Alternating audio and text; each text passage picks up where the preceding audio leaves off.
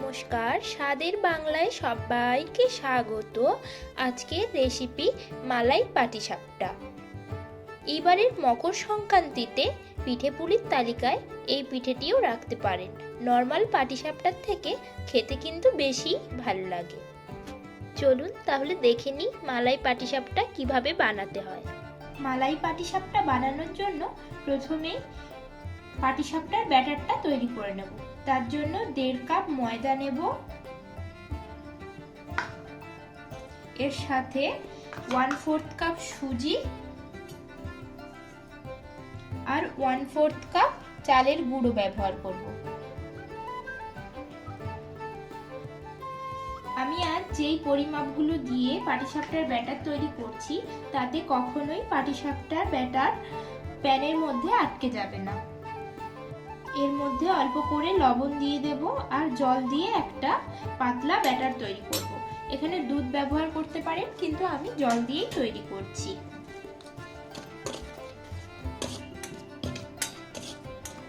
এগুলো আগে সব একসাথে মিশিয়ে নিলাম। এখন অল্প অল্প করে জল দেব। একসাথে খুব বেশি পরিমাণে জল ব্যবহার করার দরকার নেই, অল্প অল্প জল দেবেন আর এইভাবে মেশাতে থাকবেন।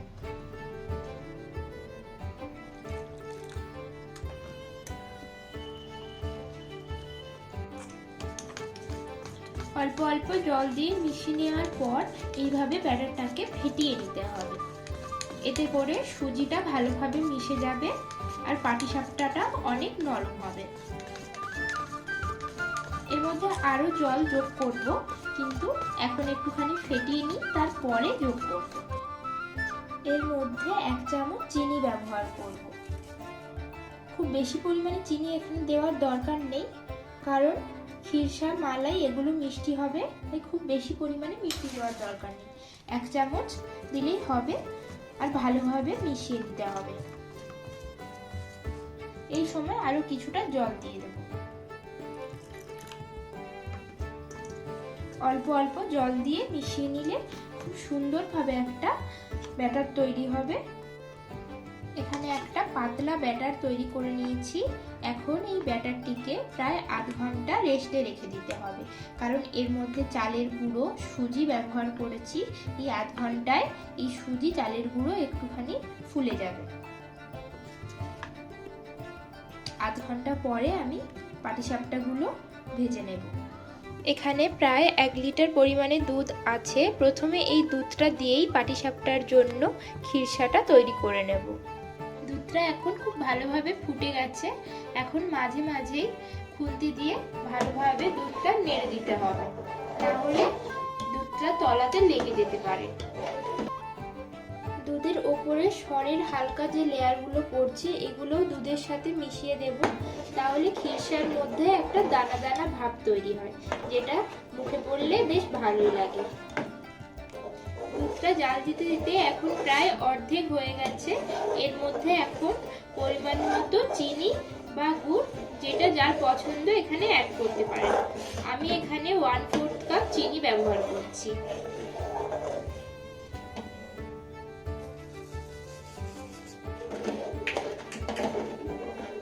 এখন দুধটা বেশ অনেকটাই ঘন হয়ে গেছে, তাই খুব ঘন ঘন খুন্তি দিয়ে নেড়ে দিতে হবে, না হলে কিন্তু তলানিতে লেগে যাওয়ার একটা চান্স থাকে।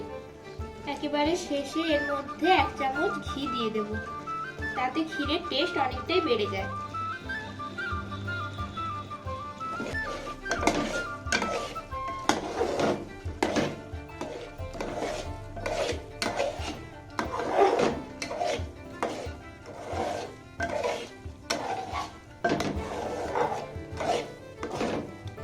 এখন ক্ষীর একেবারে তৈরি হয়ে গেছে। এর থেকে বেশি ঘন করার দরকার নেই, কারণ এটা একটুখানি ঠান্ডা হয়ে গেলে আরো ঘন হয়ে যাবে। তাই এখন আমি গ্যাস বন্ধ করে দেব। মালাই পাটিসাপটার জন্য এখন মালাইটা রেডি করে নেব। আমি এখানে 500 দুধ নিয়ে নিয়েছি। এর মধ্যে ঘন করার জন্য 2টো আমুল দুধের প্যাকেট দিয়ে দেব। এখানে 10 টাকার যে প্যাকেটগুলো মার্কেটে পাওয়া যায়, আমি ওই 2টো প্যাকেট ব্যবহার করছি।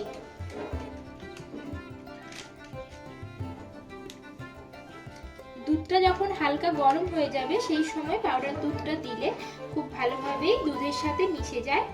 আর এখানে আপনারা যদি আমুল দুধ ব্যবহার করতে না চান তাহলে 1 লিটার দুধ নিয়ে সেই দুধটাকে ভালোভাবে ঘন করে নিতে পারেন।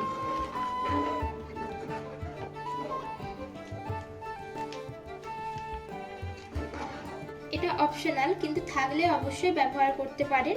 আমি এখানে কয়েকটা স্যাফরনও ব্যবহার করছি, এতে খুব সুন্দর একটা কালার আসবে। এর মধ্যে এখন 1 চামচ ঘি দিয়ে দেব। আজ আমি মালাই তৈরির শর্টকাট মেথডটা ব্যবহার করছি এখানে। আপনারা যদি চান ট্র্যাডিশনাল মেথডে 1 লিটার দুধ নিয়ে একটু সময় নিয়ে ওটাকে ঘনও করে নিতে পারেন, তাতে একটু সময়টা বেশি লাগে, তাই আজ আমি শর্টকাট মেথডই ব্যবহার করছি। কিছুক্ষণ ধরে জাল করে নিয়েছি, এখন কিছুটা ঘন হয়ে গেছে। আর যেই সরগুলো আসছে ওগুলো এই দুধের মধ্যে মিশিয়ে নেব, যাতে পরে যখন মালাই পাটিসাপটাটা খাওয়া হবে এগুলো মুখের মধ্যে পড়বে, তখন ওগুলো খেতে খুব সুন্দর লাগে। আর এই পাটিসাপটার মধ্যে যে খিরসাটা দেব সেখানে যেহেতু আমি চিনি ব্যবহার করেছি, তাই মালাইয়ের মধ্যে আমি গুড় ব্যবহার করব। এতে যেমন কালারটা সুন্দর আসবে তেমন খেতেও খুব ভালো লাগে। আর কিছুটা ঘন হয়ে গেলে আমি এখানে গুড় ব্যবহার করব। এই সরগুলো দুধের মধ্যে ভালোভাবে মিশিয়ে দেব। আর শীতকালে খেজুরের গুড় তো সবার বাড়িতেই প্রায় অ্যাভেলেবেল থাকে, তাই এখানে আমি খেজুরের গুড় ব্যবহার করব।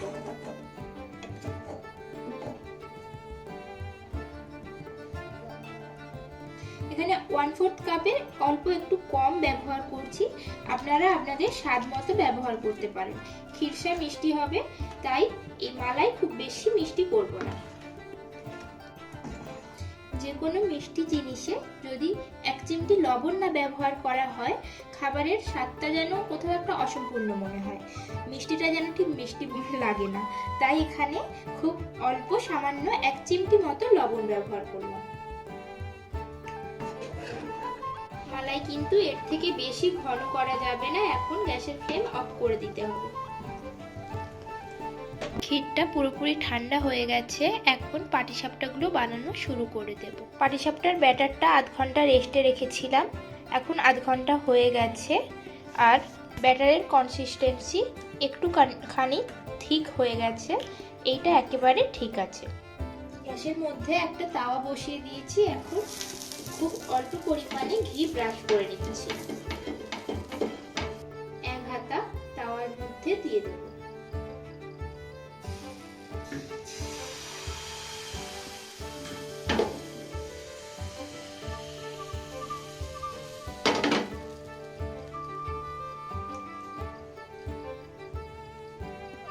যেহেতু আমি মালাই পাটিসাপটা বানাচ্ছি তাই খুব বড় বড় আকারের বানাবো না, ছোট ছোট ভাবেই বানাবো। উপরটা প্রায় শুকনো হয়ে গেছে, এখন এর মধ্যে ক্ষীরের পুরটা দিয়ে দেব।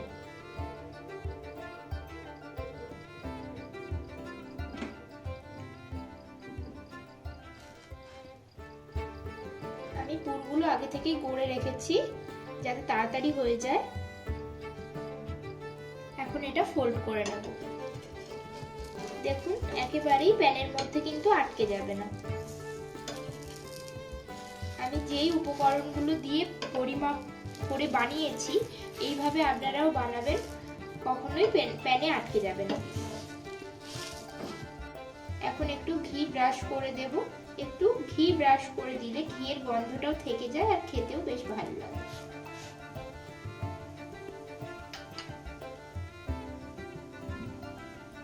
এই পাটিসাপটাগুলো আবার মালাইয়ের মধ্যে দেওয়া হবে, তাই এর থেকে বেশি কড়া করে ভেজে নেওয়ার দরকার নেই।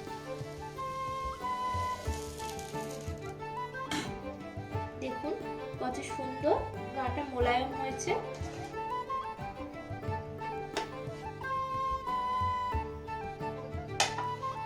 পরপর পাটিসাপটাগুলো আমি এবার ভেজে নেব। এখন কিন্তু আর এর মধ্যে ঘি ব্রাশ করার দরকার নেই। আবার 1 হাতা দিয়ে দেব।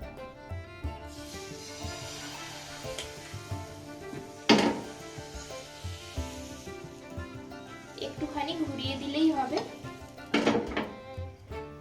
দেখুন ওপরটা পুরোপুরি শুকিয়ে গেছে। এখন ক্ষীর দিয়ে দিলাম।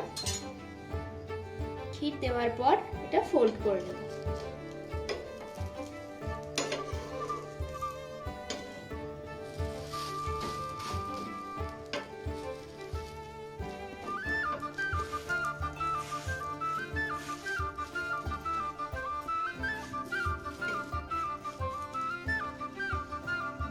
খুব বেশি যদি চ্যাপটা করতে না চান, এভাবে রোলের মতো বানিয়ে নিতে পারেন। একইভাবে ভাজা হয়ে গেলে একটুখানি ঘি ব্রাশ করে নেব। প্রত্যেকটা পাটিসাপটা এইভাবে আমি প্যানের মধ্যে দিয়ে তৈরি করে নেব। পাটিসাপটাটা এখানে তৈরি হয়ে গেছে, আর এইভাবে প্রত্যেকটা পাটিসাপটা আমি তৈরি করে নেব।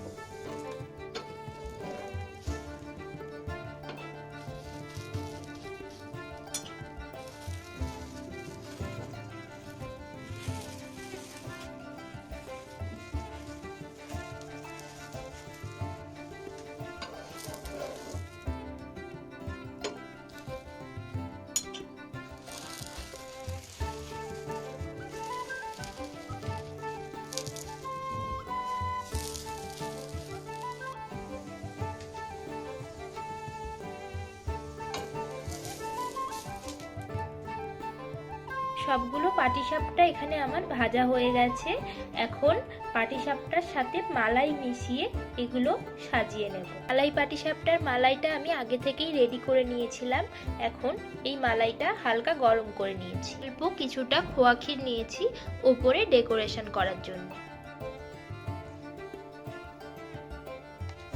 প্রথমে কিছুটা মালাই দিয়ে দেব।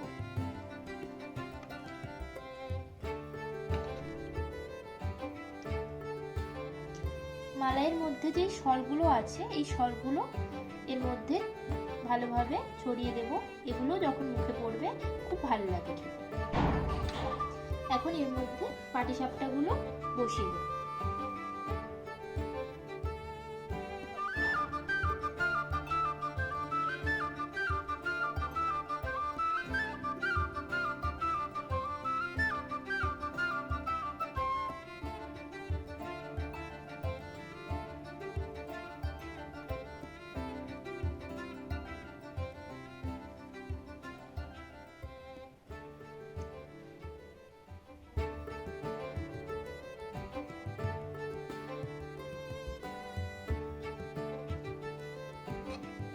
আবার কিছুটা মালাই দিয়ে দেব।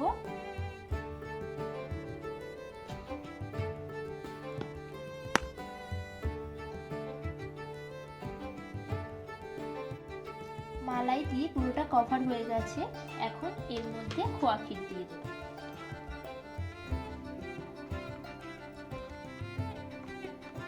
খোয়া ক্ষীরটা আমি আগে থেকেই গ্রেট করে রেখেছিলাম।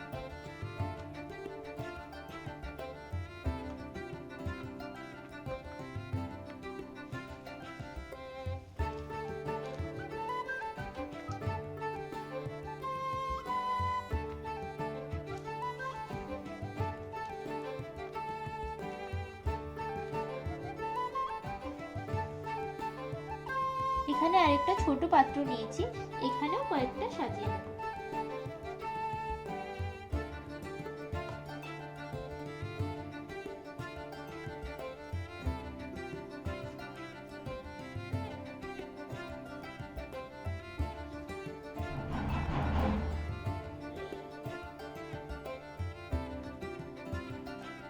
মালাই দিয়ে দেব। মালাইয়ের শটটা দিয়ে দিলাম উপরে। আরো কিছুটা মালাই দেব।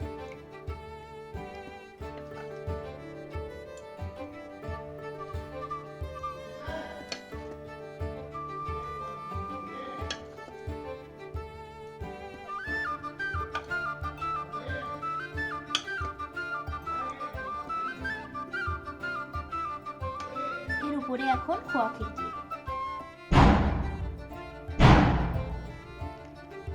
খোয়া ক্ষীর আপনারা নাও দিতে পারেন, কিন্তু দিলে দেখতেও খুব সুন্দর হয়।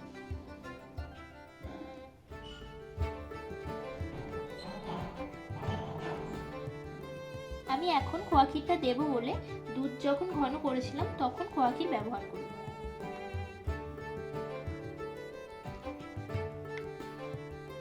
খোয়া ক্ষীর আপনারা আপনাদের ইচ্ছে মতো দিতে পারেন, আমি একটু বেশি পরিমাণেই দিলাম। সবগুলো পাটিসাপটাই সাজানো হয়ে গেছে। মালাইয়ের মধ্যে আমি প্রত্যেকটা পাটিসাপটা ভালোভাবে যেন ডুবে যায় সেইভাবে মালাই দিয়ে দিয়েছি, আর ওপর থেকে খোয়া ক্ষীর ছড়িয়ে দিয়েছি। আমার এই রেসিপি যদি ভালো লাগে তাহলে আপনারা বাড়িতে ট্রাই করুন, আর কেমন হয়েছে আমাকে অবশ্যই কমেন্টে বলতে ভুলবেন না। এটা এখন ফ্রিজের মধ্যে রেখে দেব, কাল সকালে সার্ভ করব, কারণ ফ্রিজের মধ্যে রেখে ঠান্ডা করে খেলে এটা খেতে আরও বেশি ভালো লাগে। ভালো লাগলে লাইক, শেয়ার, সাবস্ক্রাইব করে আমার পাশে থাকুন।